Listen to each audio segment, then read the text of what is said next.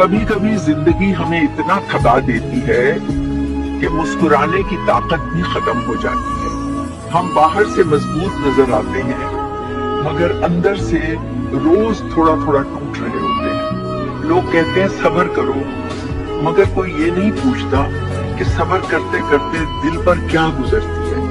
हर इंसान की जिंदगी में एक वक्त ऐसा आता है जब वो तन्हा भी होता है और मजबूर भी।